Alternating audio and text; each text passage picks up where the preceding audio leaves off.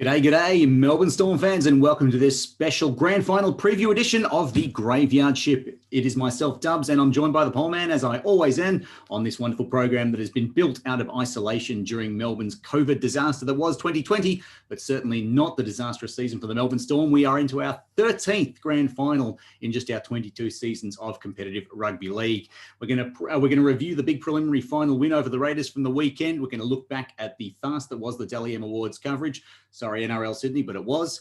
We're going to pay a special tribute to a special Melbourne Storm fan who's gone the extra mile during grand final week. We're going to have a look at some speculation of player movements, ins and outs at the club next year.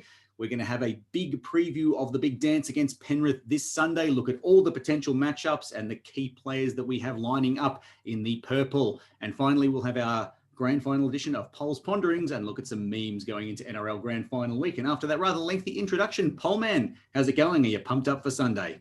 Yeah, I'm very pumped, Dubs. A little bit disappointed about the announcements on Sunday. I was hoping maybe some gatherings, people could be allowed around the house, but I mean, I guess it is what it is. But yeah, very pumped with the game on Sunday. It kind of reminds me a bit of 99 when I was only 12. And just knowing that you can't get to this game no matter what you do, because, my dad would come to games with me more so just because he wouldn't let me go on my own. So there was no way getting to that game. So I kind of feel like, well, it's the one game where I haven't had a choice. But, yeah, very excited. Really great performance by the team on the weekend. Oh, sorry, Dubs, as well. I think you said we had 13th grand final. I think it's our 10th grand final. My apologies, Melbourne Storm fans, as I count them on my head. I think you might. That was our prelims. 13 prelims. Good correction there, mate. We're all about getting the news right. Even as I said it, that sounded ridiculously high. Because it was, 99, 6, 7, 8, 9, 12. Actually, it might be 11, 12, 16, 17, 18. Yeah, 20. Yes, our 10th grand final. 10 grand finals and 13 prelims is the remarkable stat that I was going for there. But you're quite correct. Our 10th grand final from 13 prelim appearances. So it's a 10-3 record in prelims. Yeah, correct. So anyway, it was a fantastic performance. Obviously, the first 25 minutes, we absolutely blew them off the field. It was, I think Cam Smith said something like it was near flawless football. Every time we went forward, we looked so dangerous. I think the two players that I thought didn't really show much against Parramatta in Jerome Hughes and Brenko Lee, I think they massively stepped up. Jerome Hughes was absolutely so dangerous, running the ball, kicking the ball. Went a bit quiet in the second half, but I think that's more that we just didn't have that possession, as much of that possession in our attacking half. Brenko Lee, I thought, stepped up massively in defence. That first half especially, they were attacking a lot down that wing of Brenko and Sully, but they stood really strong. I think the talk is about the whole, first 25 minutes, we put four tries on them. But I think the biggest pleasing part for me was the fact that our defence really stood up, especially to that back end of the second half.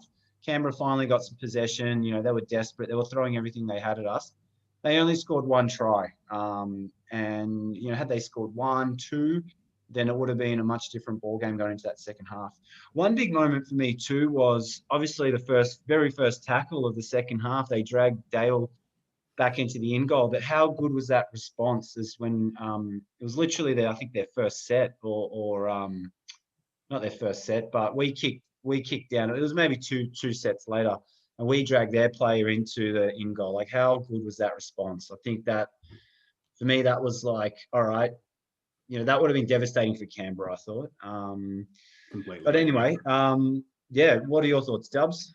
I'm going to mirror exactly that. The fast start and the good start for me is where the game was set up and won. So I never feel like this at the time, but in retrospect, it's easy to say that the game was gone after 25 minutes. And it's not won. You still have a job to do, but you can game manage from there.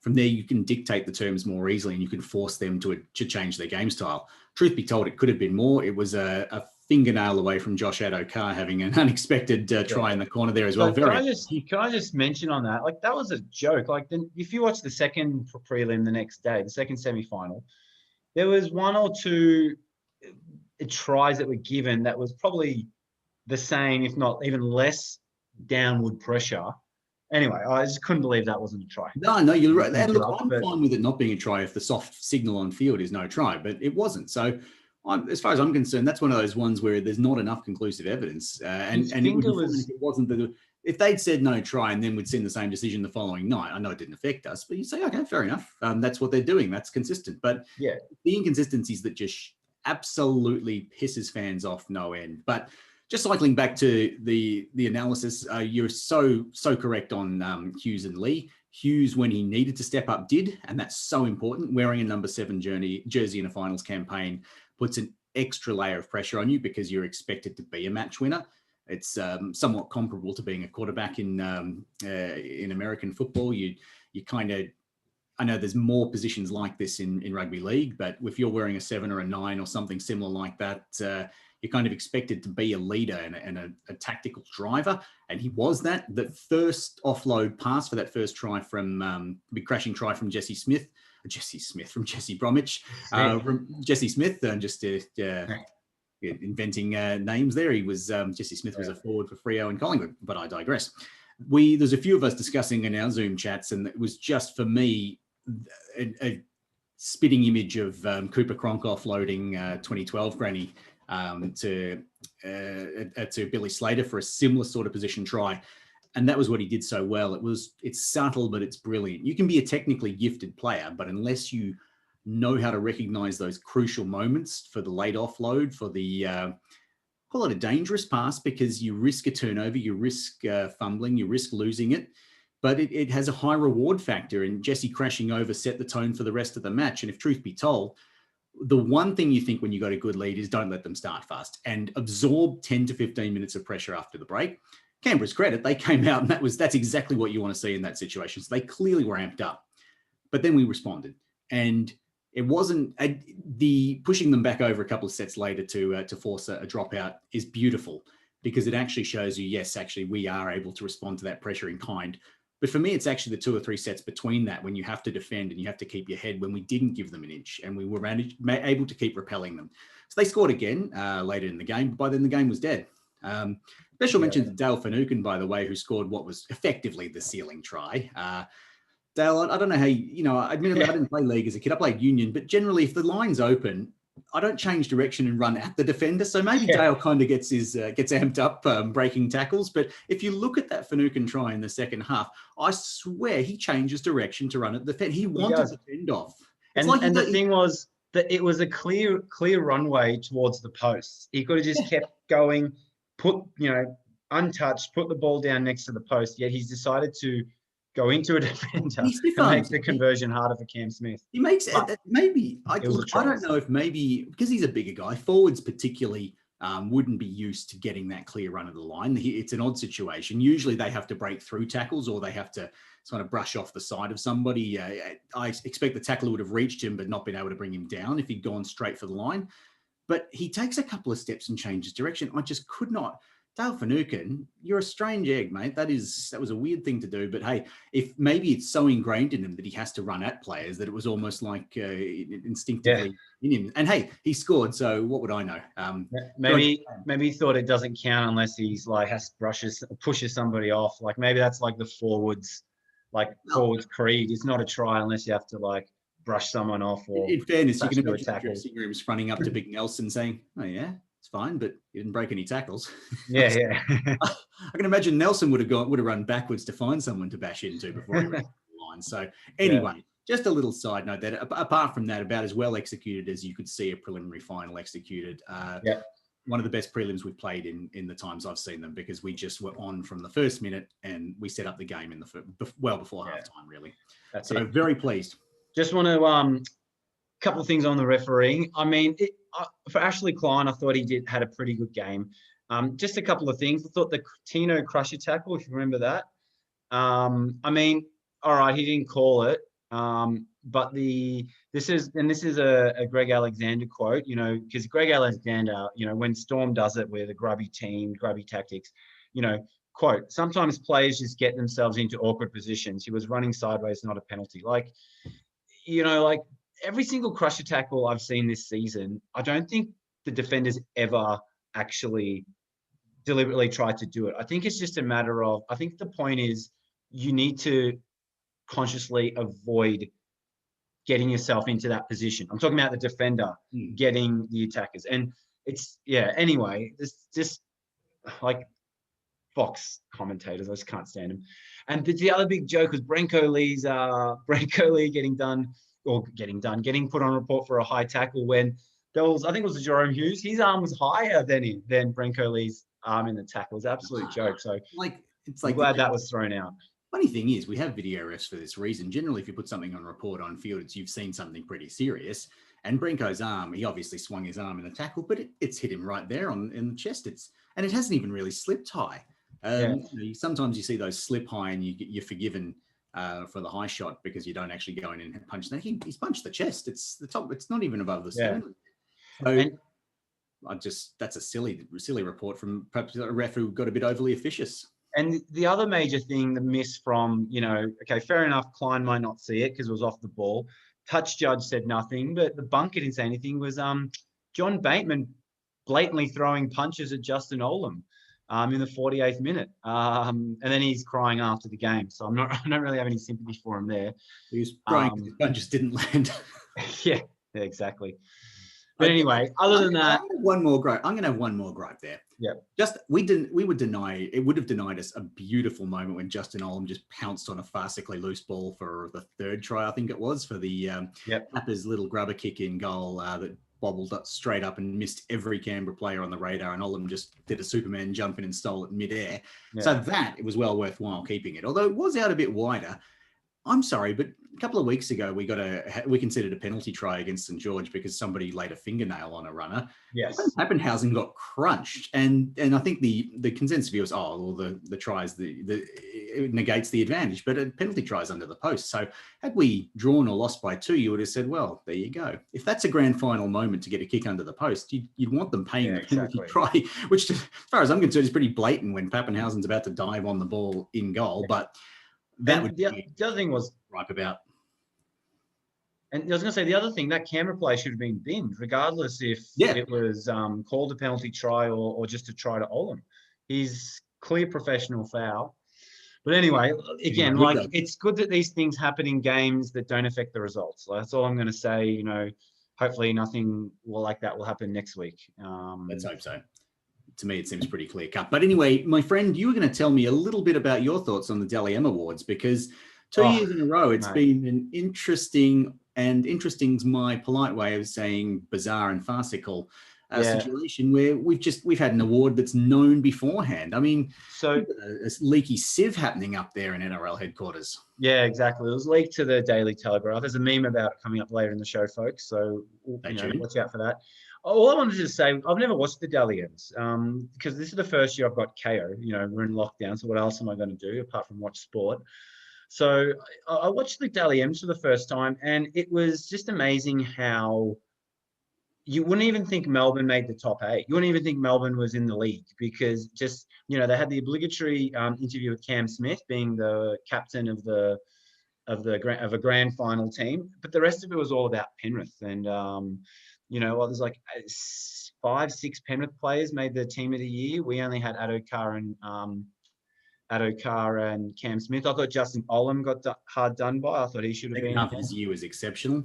But it's just that typical, I don't think, does Fox Sport realise that more than just Sydney watches it? And, listening a lot to that, the Rugby League Digest, they're all big thing on the Super League war. I mean, it was the same for the Broncos at the start. Like, no one in Sydney when they made decisions in Sydney, they never thought about the Broncos. So no wonder 10 years later, they want to break away and with this Super League business.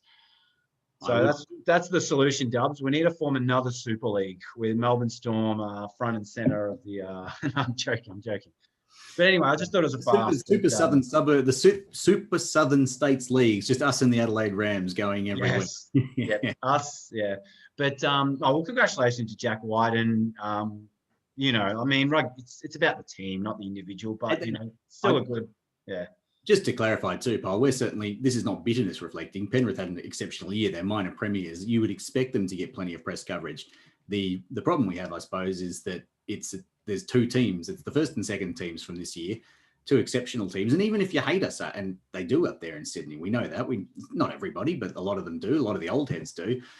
If you're a promoter, this is a great chance to say you've got a team that's, a proud old club like Penrith that's in the big dance for the first time in a long time. It could be another chapter in their history. And you got the Melbourne Storm, who had to play in 3 different states, and what a journey they've had. You've got the potentially the greatest player ever, and that's not mincing words, ever going into his last game. And we're not flogging the hell out of that on our night of nights. Did you just say he's going to his last game? Do you know something that we don't? I said potentially. Oh, okay. I thought maybe we had. You know what I love? And we'll get. We had a scoop here on the Graveyard Shift. No, we have no scoop. Me and Smithy, we're good mates and all that, but we can talk shop when I chat to him. I'll WhatsApp in a minute and say, sorry, mate, didn't mean to leak your big news. I'm sure he'll say, who the hell are you? So, mate, I host the Graveyard Shift. Maybe you'll come on next week. Yeah. Well, that'll be a big scoop. Probably not. I won't promise that. Sorry. Yeah, but, you want to promote something. We're a great story, irrespective. Forget about rugby. Forget about on-field. Forget about the fact you hate us. We've had the most incredible journey this year. We're in Albury. So we're on the border of Vic and New South Wales. We had to play out of St George for a period of time there. We played a couple of games in locked Amy Park in Melbourne, and we played in the Sunshine Coast, and then our finals in Brisbane. So we haven't seen our home ground, for goodness sake. We're the ultimate Gypsy Wanderers this year. Yeah. Anyway. Right, Dubs. Want to move on to the grand final? Let's move on to the grand final. Let's talk about the big dance, number 10 for the Melbourne Storm, not 13. Apologies for that mistake earlier, but We've lifted a grand final trophy 5 times in our history. We would love to make this number 6. We, as supporters, have known the pain and the heartache of a loss, and we've known the glory of a win. You and I, mate, we were both very young in 99. We didn't really even know each other then, but I remember it well, watching with my dad and my grandmother actually at her place and getting pretty damn excited. I remember, the orange helmet of Tony Martin. I remember Craig Smith having his Tony Martin's try. I remember Ben Rorty crashing through. Paul Marquette had an exceptional game. Lazarus and Howard, I could bang on. I remember 2012, the day after my beloved Mighty Hawks lost the granny, and I was gutted. It helped lift my spirits significantly. And up there in 2017, you and I were there together, mate. It certainly put to bed the pain of 2016. And, of course, the amazing sides in 06, 7, 8, and 9. 4 grand finals, 2 victories. So we get a chance at number 6 this time around. And my friend, we're against the best side in the comp all season. We're favourites as well. Look at this experience. Well, the punters will say that we've got a lot of grand finalists, premiership players in our side at the moment. Also, looking at those ins, mind you, there's a couple of big names there on the black side of the list, but.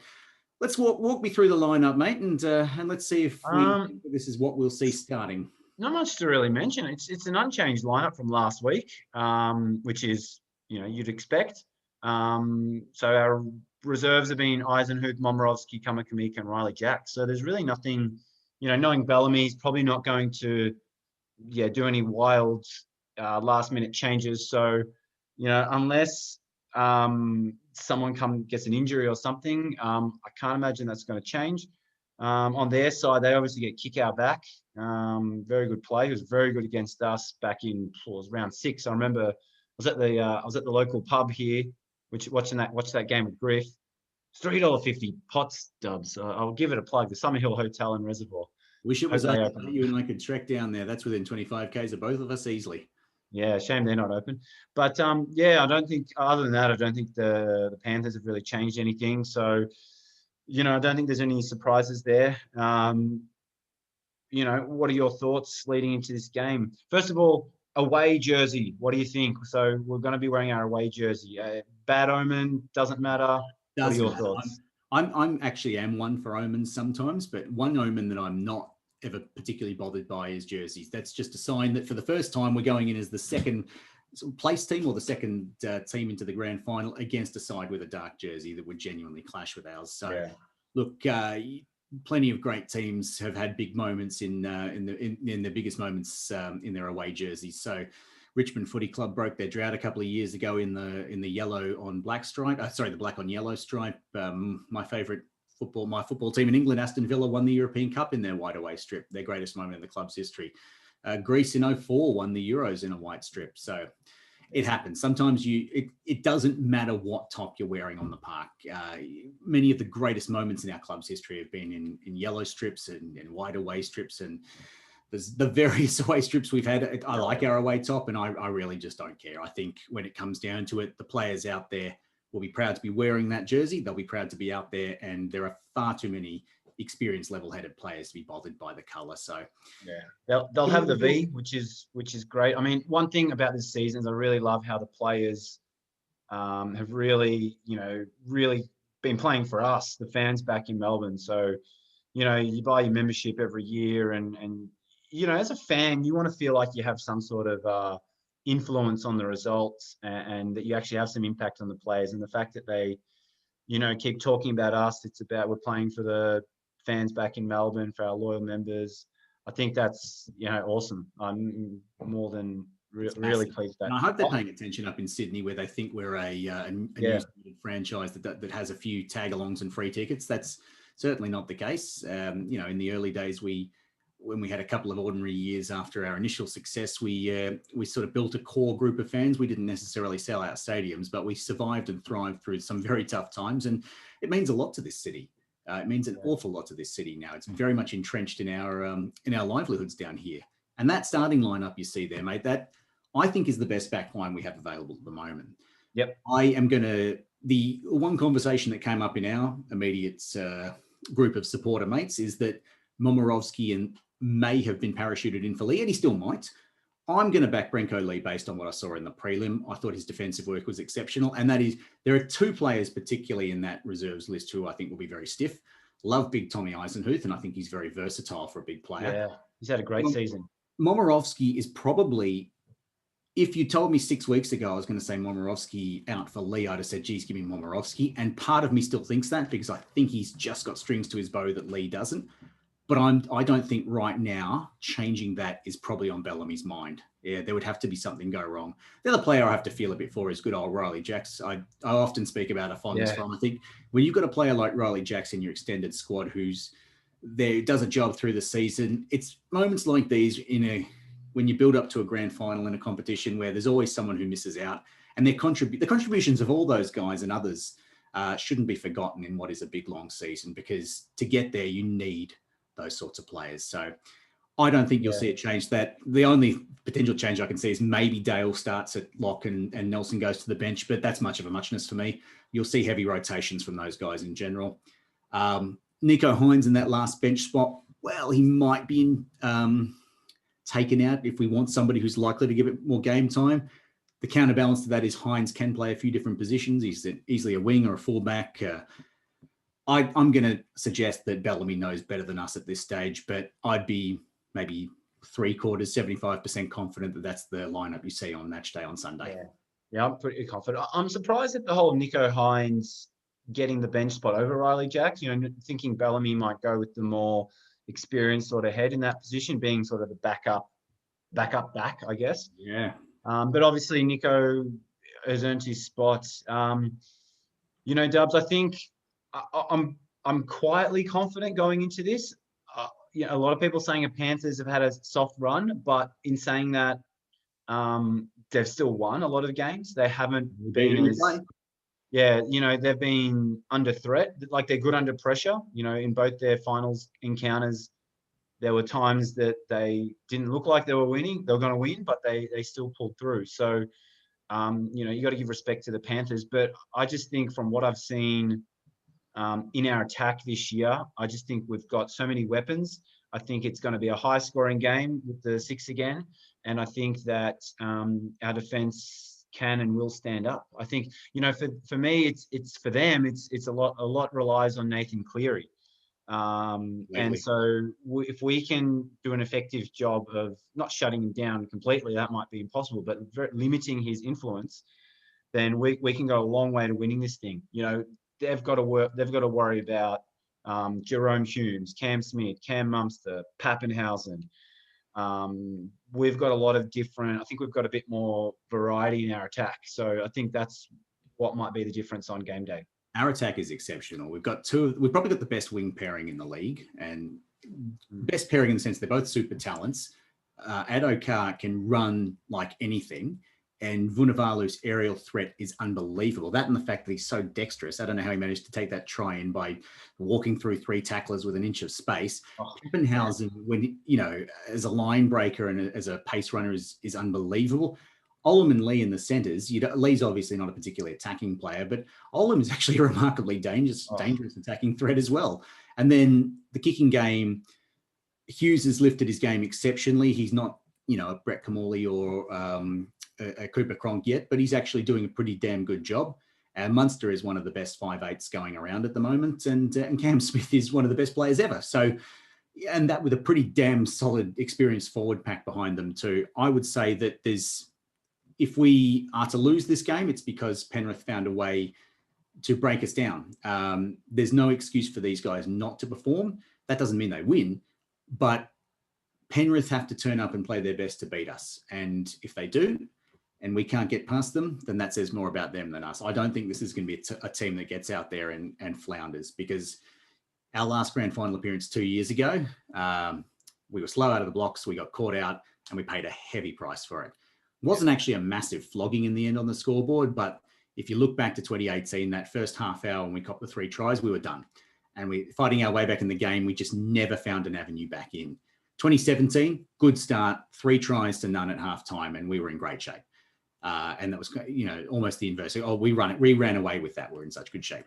16, poor first half, very good second half, but in the end, it was not enough. So that first 20 to 30 minutes is so important. If we do what we did to the Raiders, then we're premiers. And that's the way we have to think about it. Execute well in the first 20 to 30 minutes.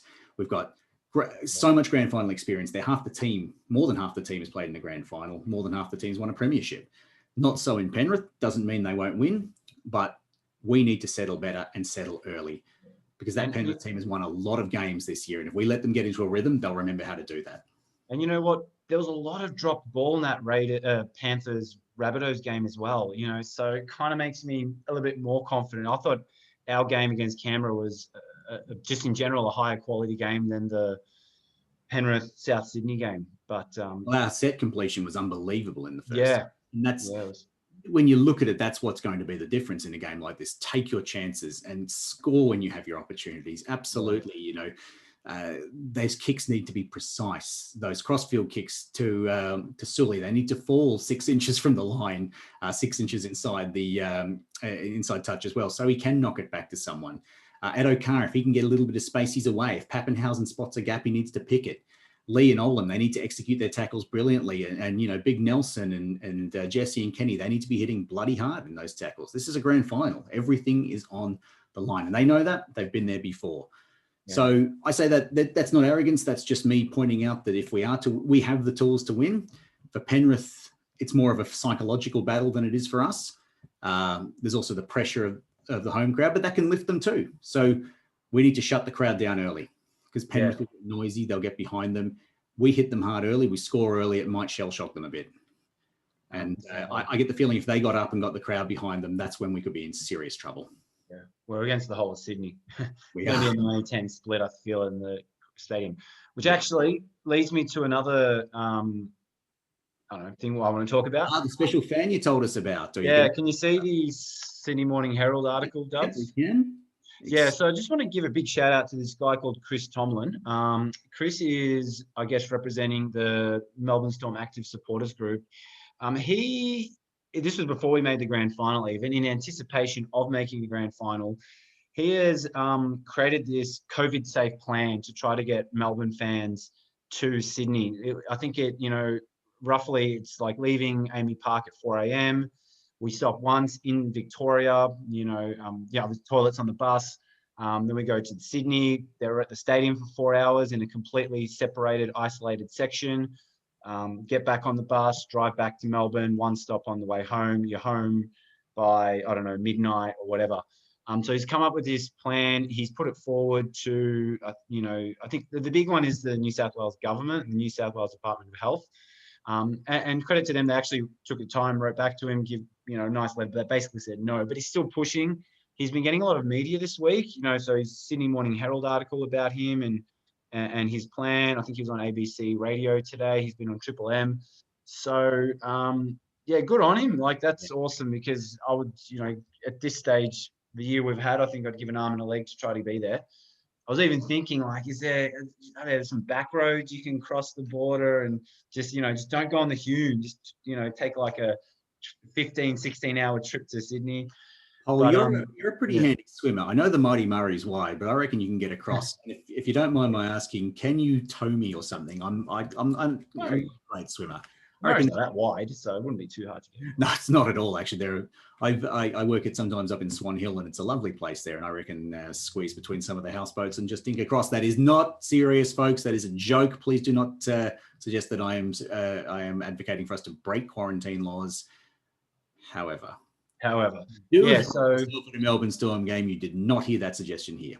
Yeah, so I wanted to give Chris a shout out. He's really, gone above and beyond for the average supporter, and it's unlikely, in my opinion, I don't think it's unlikely the Department of Health is going to change their mind at such a late stage. But yeah, good on him. So well done. Well done, and whether he's successful or not, I think the fact that he's advocating for Melbourne Storm fans is brilliant. So good on you, and I hope that if he's unsuccessful, he finds a great Zoom group to watch the game with, and we can get some serious digital support. I know the club's social media pages will be going off. We'll do whatever we can to make our presence felt, and I hope that the players are getting every bit of word of feedback and encouragement that's coming through the digital media channels for them, because we're all behind them. Yeah. He also organised like a video of fans wishing well to the players. So he's a very dedicated fan, and he's done a lot for the Storm and the Storm fans this year. So well done, Chris. So yeah, hats off to you. I think if there's nothing else on your mind, mate, are we ready to ponder? All right, Dubs, we are ready to ponder. So we have finished our mediocre clubs series, although maybe we'll come back and cover clubs like Cumberland, and I actually had a look after last week's episode. This week it's grand final week, so this week we're going to look at. I've created a list, the top 5 and worst 5 NRL pre-game / halftime entertainment moments. So, Dubs, what do you want to start with? Do you want to start with the top 5 or the bottom? I want to start with a positive, because I feel like those are nostalgic, and then we can have a good belly laugh. All right, let me just get the right photo up. So, this is obviously compiled by me. This year's entertainment, Dubs, is Amy Shark. Obviously we have to go local. Any thoughts on Amy Shark? Yeah, I mean, I'm not heard of her.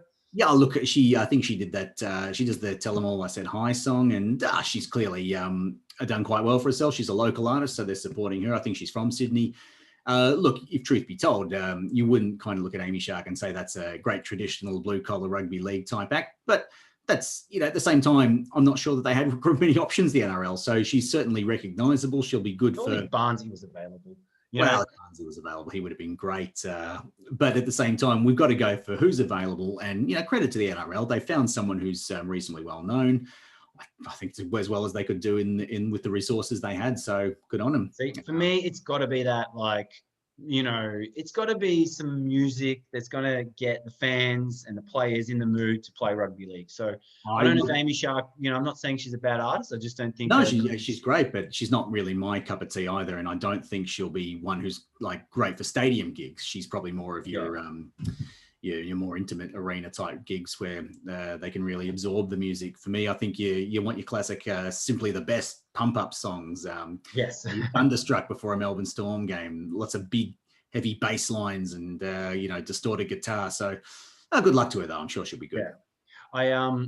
I was going to say, interesting fact about her. She actually worked for the Gold Coast Titans about 10-12 years ago as something to do with their media team or something along those lines. So she's got a bit of rugby league blood in her.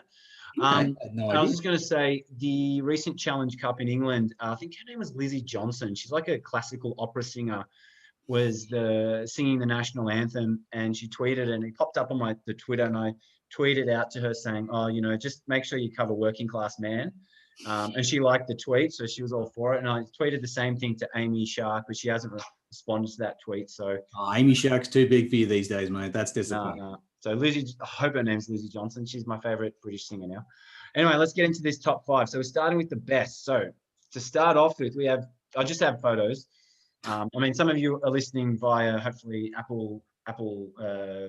Apple and Spotify and what that, so you might not see these photos. But 2018 is my number 5. That is Gang of Youths. I don't think their music was really great pump-up music, but the reason why this is in my top 5 list, as you can see, check out the mascots. You got the Rooster Guy and Stormman in the background. I was a little bit by seeing that. That took me back to a very upsetting night, but there we go. Well, but the thing, like, sorry, Stormman, but I think this set the tone for the night. Guys, you have to go and watch this, the 2018 Gang of Youths.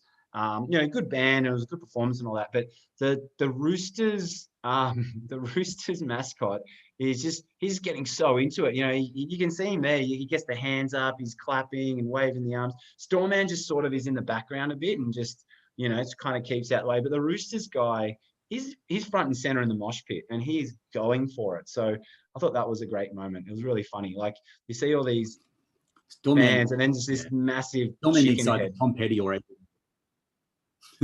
Yeah, so that's my number 5. Mascots made that one. Number 4 is 2013 Ricky Martin with Jessica Mauboy. Probably not really rugby league type music, Ricky Martin, but again, it was what Ricky Martin's music like. So really, fun, energetic, set a real sort of party atmosphere. And he covered it's his own song. He played the Cup of Life, which I think, you think back to France '98, you think it's more for your World Cup sort of music, but still, I thought it was awesome performance, lots of energy. It was really good. Number 3, Hoodoo Gurus in 2007. It was the last time they played the That's My Team. It was 2003, the season where That's My Team was the official marketing song.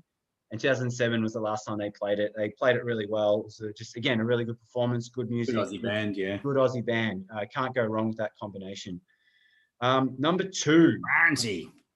So Jimmy Barnes, according, I looked through the history books, at least 5 grand finals he's performed at. I think it was 95, 97, 98, 2011, and 2015 Cold Chisel played. So he would. There's only one. I think you'll know what number 1 is, but just a couple of times he didn't play Working Class Man. I think Working Class Man should be at every single NRL pre-game.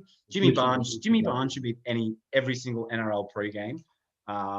If Jimmy Barnes isn't there, for me, it's not a real NRL Grand Final. But he's a classic. He hasn't been around. We haven't had him for 5 years, so we got to get him back while he's still got some energy left, And number 1. Do you want to have a guess? Have a guess what number 1 is, Dubs. You sort of alluded to it earlier. I'll tell you what, it's you haven't gone for Macklemore from a couple of years back, have you? From the year we won. That's no. It's 1993. Have a guess. Oh, geez, you've lost me, mate. I'm afraid. I'm just trying to think. It's not Tina Turner. It is Tina Turner. Yeah, there we go. Tina Turner. She is simply the best after all. She is, and I put this photo in there. She's holding the trophy with Alfie Langer. She deserves the trophy for best pre-game. Actually, go back and watch it. I'm not just saying it because everyone loves Simply the Best. And if you actually watch it, the whole stadium is singing the chorus with her. It's like you're watching an actual gig. It's great energy, great performer. Oh, she's a fantastic performer. I'm not someone who's ever sat down and listened to a Tina Turner album, but everybody recognizes her songs when they come on the radio. Everybody knows Simply the Best because it just lends itself so well to sports fans. And I've seen her singing it live in a couple of situations, like on YouTube clips before. She goes off. So good on Tina Turner. I thought that might be it. I was embarrassed if I got it wrong, so I was hesitant. Right. Yes. Yeah, that's it. The Simply the Best is what's the saying? Flogging a dead horse. I don't think the NRL's ever going to stop flogging that one. Like, even this year, they remade Simply the Best. All right, that was the best. Now let's look at the worst. Number 5. Do you know who these 2 ladies are, Dubs? Do you remember these? That is, oh God help me. That's the Veronicas. Jeez. It wasn't, not so much. It's their performance was fine, but it's the Veronicas at our NRL Grand Final. When I was researching this, someone wrote a comment saying it's not the MTV Teen Choice Awards. It's NRL Grand Final. Like, I don't think the players are really pumping up the Veronicas before they rip into it on a rugby league field. So, so I guess I imagine 5. Big Nelson rocking Untouched or something before he goes out to play. Yeah, just not the right music for the occasion. Read the room. This is another number 4, Jessica Malboy, and she's made both lists, hasn't she? She made the top. This was 2010. She was just clearly lip syncing, and again, the song, it was kind of like this R&B sort of music that, again, I just didn't think was really, pump up the crowd, get ready for a rugby league game type music. But the whole lip syncing thing made it like pretty bad as well. Number 3. Here we go. My personal favorite. Oh, you know this one, 1995. So. Yep, the Optus Vision thing blew open and everything just went terribly wrong. But take over, mate. I want to hear your take on it. Yeah, so no, you're right. So I think this was actually halftime entertainment, and so I've got a funny quote. So this is obviously in the Super League war. So Optus's side of the ARL, ARL Grand Final. So it was basically a big ad for for Optus Vision, because pay TV was starting and blah blah blah. Remember the pay TV wars? It was this massive Optus. You can see the picture. It was this massive Optus Vision TV that floated up into the sky, and it was supposed to like open up, releasing balloons, but part of it got stuck, and it actually delayed the start of the second half. So I can't remember where I found this quote, but this is it. The Optus launch in 1996 involved Jimmy Barnes singing beneath. Well, you had Jimmy Barnes, so at least that's a plus. Beneath a giant TV suspended above a helicopter. This was great until the stupid TV broke apart and hung dangling in parts surrounded by floating balloons for about 5 to 10 minutes until it was safe to get it away. A fabulously unmitigated disaster with the chance of the helicopter decapitating an Aussie folk hero before millions. And yeah, it actually delayed the start of the second half. So that was an absolute disaster. The whole concept of let's just flog Optus Vision. But anyway, that was it also was a metaphor for the future of Optus Vision in general. Yes, yeah, Optus Vision. Number 2 takes us back to 1986. Do you know who those people are in front of us? I know the picture's not great quality, Dubs. It's a little bit low def. All I can say is that even in the pixelated picture, I can see that they're just sort of the 1980s. In an image there, I can see some very dodgy looking collars and mullets, but you'll have to help me out, mate. I'm not sure. So it's the cast of Neighbours. They sung the national anthem, and it was an absolute. Hang on. Sorry, is that Kylie and Jason on the left? Yeah, it's Kylie and Jason on the left. So I took a screenshot of the YouTube clip, so I couldn't actually find a photo of it. And so it was a complete disaster. They were they weren't even in time. But again, look that one up. And number 1, drum roll. Here we go. Billy Idol, 2002. Not Billy Idol's fault. No. But he rocks up. He's brought into the stadium on a hovercraft. He's all pumped up. He's getting the crowd G'd up. He's doing a good job. And then the power didn't work. Poor guy. They fumbled around for 5-6 minutes before pulling the pin. You felt sorry for him. He's like, he's obviously the power's not working. So like, any Warriors fans out there? Any Roosters fans? It's like, I love my footy. So he's trying his best to try to keep the crowd involved. And then after maybe a minute or two, it's like, well, this is really awkward. That clip I've seen a couple of times, and I think he's trying to go, we're just waiting to get some power. We're going to rock out on here. And he keeps saying, eventually the poor guy was absolutely probably, he was going to, I think, pump Rebel Yell or something, or White Wedding, one of his absolute classics, which is the kind of thing that can get you pretty pumped up, listening to some Billy Idol. And he's a good performer. I love his songs. So that would have disappointed me big time if I'd been there and that had happened. But let's be fair, that's 2 massive fails technically in that top 5. They're also, if you watch the vision of number 3 of the Optus TV collapsing open, it's hysterical. It looks as bad as it sounds. And while it's not funny because you feel it's sorry for Billy Idol, it is a little bit funny seeing him sort of half in the dark on there, trying to get himself pumped up, ready to go, and then it just never goes. Yeah, he fought to the end. Anyway, Dub, so that's that's our grand final special of Paul's Pondering. So tell us what you think in the comments if you agree with my list or if I've missed anything in there. So I'm keen to see what other people think. Dubs, you want to finish quick? Let's finish off quickly with some memes, shall we? All right, so here we go. The old classic Monty Burns. I thought I told you to trim those sideburns. Obviously, our Pappenhausen. I had him. Wonder if he's going to trim it again for the grand final. Next one, Craig Bellamy. Would you believe his team's 26 points up? So he's a happy fellow when he's. He looked delighted. Even when the siren rings, he looks just depressed. Ivan and Nathan, you've earned yourself a Happy Meal, son. So obviously, family yeah, resemblance there. Similarly yeah, smashed noses. yeah, definitely. This one a Dally M reference. So Nathan Cleary was in the clear, I guess, and then Jack Whiten out of nowhere stopped him and took the Dally M. So I'm kind of glad Whiten got over Cleary. Everyone was getting pretty excited about old Cleary, so it's kind of good that and there was an upset, I guess. Here we go. I think this is work of our mate Marcus here. NRL Grand Final, Wikipedia entry: a rugby league game in October where the Melbourne Storm plays someone else. So, well, 10 in 22 seasons would tell you we've had a pretty good record. Yeah, definitely. Anyways, another one: Jack Whiten with the Dally M, taken away from Nathan Cleary. Similar vein to the other one. Love that because he looks so genuinely upset and disappointed there. Yeah. This isn't a meme, but there was this Ed Cavalier posted this actually. Comedian Ed Cavalier, South Queensland Crushers jersey in the middle of the Storm fans bay. How awesome was that? Well, clearly the graveyard shift has become popular in South Queensland, and we have lured the ex-Crushers fans over with our special piece on them. I'd like to think all the Brisbane-based Storm fans are ex-South Queensland fans. I'd like to think there's like a eternal friendship or something. South Queensland. If there is. So I think I want to draw your eye to check out this fan. I'm not sure if that's a male or female, so I apologize. But they've got, pretty sure that's the 98 away jersey. That cool. Looks like it. Tell you what, because he looks like he's probably wearing the 98 or 99, maybe home jersey next to her there. Yeah.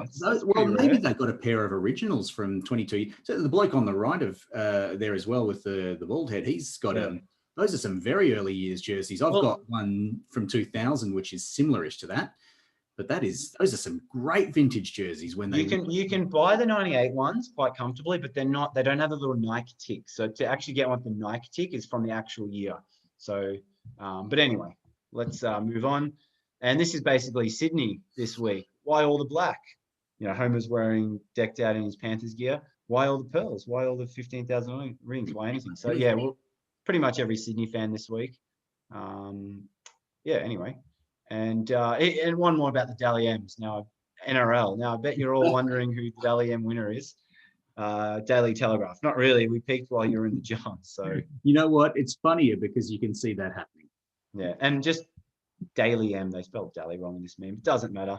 And here we go. Last one. This one's a Futurama meme. So no fair. You change the outcome by measuring it. So how close is, reference to that 40-20 attempt by Adam Reynolds. It was literally half a foot.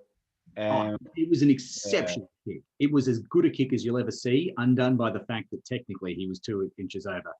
It was such a good kick. Yeah, anyway, so unlucky Souths, but it's the way sport goes sometimes. So that's the memes for the week, Dubs, and that's the show for the week. So go Storm. I don't think there's any much more to say. So nothing more to say except this, Storm fans, we are in the grand final once again. We cannot be there. Those of us who would have loved to travel up, we are disappointed we miss out. However, absolutely get behind the team on the broadcast this week. Share your love through their Storm social media channels. Share your love on in the comments section in our podcast here. Share it with your friends. Give them something to get them excited about the grand final this weekend. 6:30 the pre-match starts and 7:30 is kickoff. They're both being broadcast live on 9. Before that, kicking off at 3, I think, is the NRL Women's Grand Final. And there's also various match day pre-game content on 9 and 9 Go.